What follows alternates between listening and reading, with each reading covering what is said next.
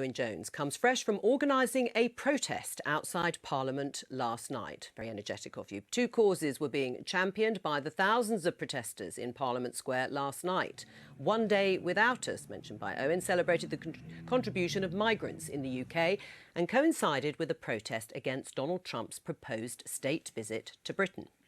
Inside Parliament's Westminster Hall chamber, MPs were holding a debate, responding to rival public petitions on the President's visit.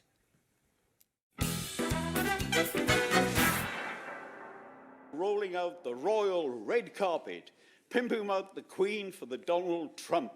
This apparently is what they meant by getting our sovereignty back. The words of Andrew Rawnsley. Mr. Walker, I don't think it's in order to refer to pimping out our sovereign, even if quoting some, however distinguished journalist. We can refer to all the things about Donald Trump, as some people have, even though he's democratically elected. Xi Jinping was here last year. Where were the demonstrations then? How many votes did Xi Jinping get? How many votes? Can you really lay out the red carpet for someone who has talked about grabbing women by the pussy?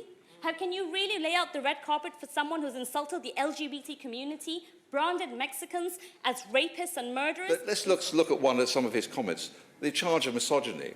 I mean, of course, what he said, what he was reported to say in a private conversation is absolutely horrible and ridiculous, and I hope none of us would make it. But which one of us has not made some ridiculous sexual comment sometime in our past?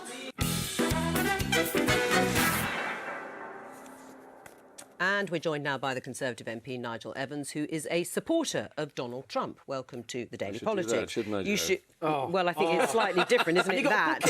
Yeah. Just leave it there. Could do that for next time. And it's Nigel. We're keeping it easy for you today. I don't know whether the third person will be Nigel. Joe? Never know.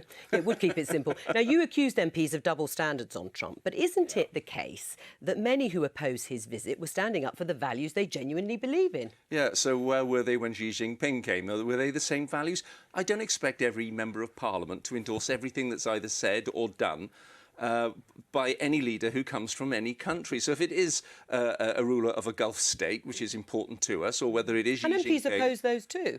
Well, I've got to say nothing. I don't remember having a parliamentary debate about Xi Jinping coming, or any Middle East leader either. And so what I accuse them of is double standards as far as that's concerned, and also sneering.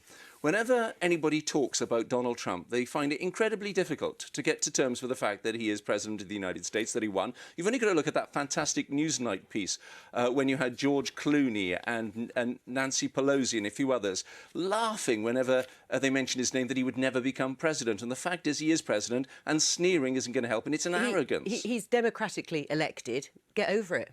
Is that how democracies work then? Someone wins an election, the opposition becomes silent. Bizarre. That's not democracy. Otherwise, in the House of Commons, you wouldn't have the official opposition scrutinising the government. That's not the same as opposing the US President from coming over to the UK for a visit. No, that's not what it's about. It's a state visit, an honour, a huge honour that many presidents, like George Bush Sr., never received. No president at the outset has been given a state visit like this, none. And this is the most obnoxious, menacing president that the US has had in modern times. You're condemning the American people when you say that as well, Owen. You are. There's 63 million, actually, I've been corrected. 63 million people voted for Donald Trump.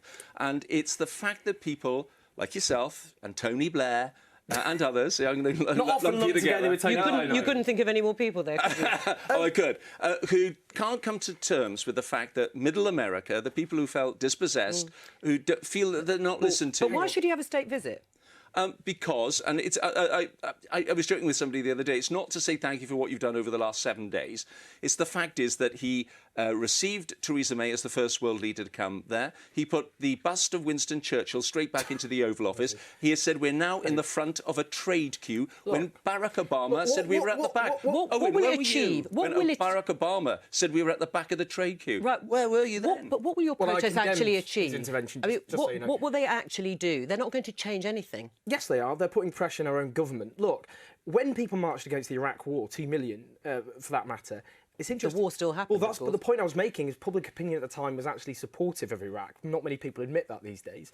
At the moment, if you look at all the polling, whether you vote Conservative for your party, for Labour, for the Lib Dems, for the SNP, for the Greens, people are united in revulsion at the misogyny, and the racism and the threat to world peace that this man What's the represents. racism? Because he's going to build a wall to stop migrants coming in. He's spoken about Mexican immigrants, and I. Do you know? Criminals, And I'll tell you, they've got. Isn't that racist? No, they've got 13 million illegal immigrants in the United States of America. They want to control immigration. Go and Google search Hillary Clinton fence and wall. She has actually said she Nigel, wanted but to does see that make a it fence right? to stop. No, well, if you've got Hillary Clinton saying that like- it's okay to stop migrants coming in from Mexico into the United the States. way he's described Mexican immigrants as rapists and as criminals is unacceptable. No. And look, members of his own party, the Republican Party, when he attacked a Mexican judge who wasn't Mexican, they themselves attacked him for being racist. They're not lefties. They're not like me. Is it They're about people of his own party. Is it about not normalising some of the things that Donald Trump has said? So whether it is about the wall, whether it is about a ban or saying you don't want any Muslims coming into the country, some of the comments he's made about women that many people found unacceptable. If you don't protest or register your unhappiness, you normalise it. No, listen, I don't mind people protesting. Clearly, we're a democracy too, and people who don't like Donald Trump after...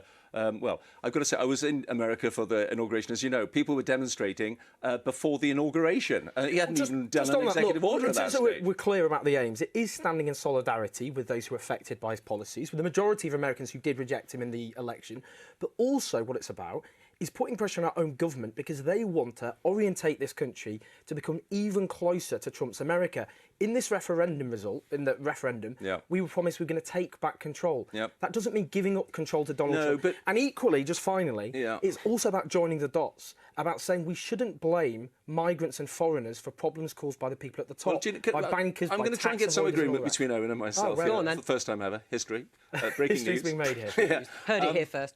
That you would agree that, because the analogy of Brexit and what happened in America, which is that the dispossessed, the deplorables, the people who feel left behind and not listened to, voted for Trump and voted for Brexit, and that there is an arrogance in some people who simply cannot understand, get to grips with the fact that there is actually a movement of ordinary people out there who've had enough. Do you accept that? No, I accept lots of people are fed up and they're angry and they have every reason to be angry. Their living standards stagnating and falling, their kids having a worse life than them.